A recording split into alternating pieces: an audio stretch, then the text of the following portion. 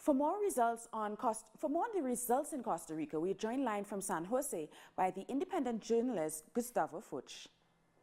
Hello, Gustavo. Thank you so much for joining us. So let's start with the Vice President, Epsie Campbell-Barr, Costa Rica's first black Vice President. How are people reacting to her election? Well, this is definitely historic, not only because of the conditions in which the election took place, but also because she would be the first African-American woman to become the vice president in Latin America. It's really a breaking point in our history, not only because of her election, but because of the whole debate regarding human rights and many of the elements that were at stake in these elections during these elections was national identity. So the fact that an African American woman is today the vice president virtually, is very, very significant, and it tells you a lot about what Costa Ricans think of themselves and how they're still building their own national identity. So, Gustavo, the polls were really wrong in these elections. How much of a surprise is the victory of Carlos Alvarado Quesada? Well, it was a very surprising victory because of the margin. Like there were like it was 20% between both candidates.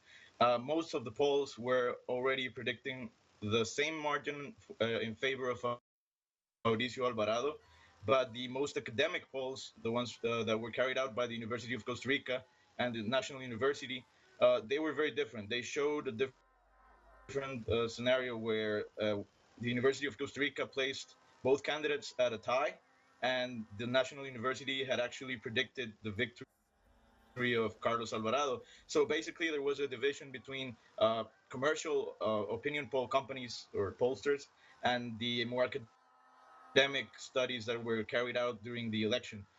It definitely shows a particular maturity of the Costa Rican electorate to vote for somebody even though they don't know if that person is going to win, which is, in times of information, fake news, etc. It's a very, very important and very powerful statement to vote against all odds, right?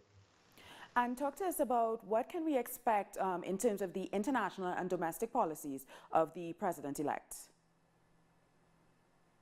Well, in terms of the domestic and international policies, there's going to be continuity.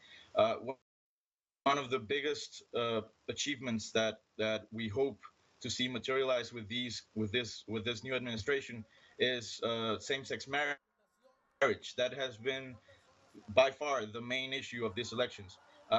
It will become a reality. I don't know how soon in time, but it must happen within the first year of Carlos Alvarado's new government.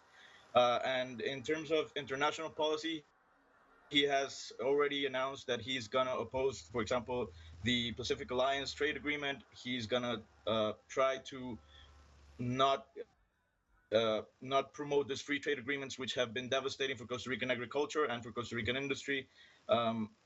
In terms of more domestic issues, there is still a big problem, which will be what will happen with the evangelical movement or this evangelical party that was actually running against him for this next 4 years.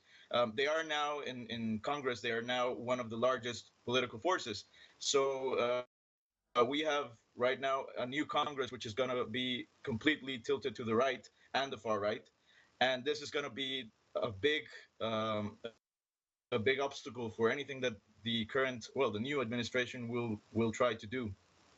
They have completely divergent agendas, so it will be definitely a big challenge. Yes, I tend to see that. Thank you so much for talking to us, Gustavo Fuchs. We appreciate your insight. We've been talking to Gustavo Fuchs. He's an independent journalist speaking to us from San Jose.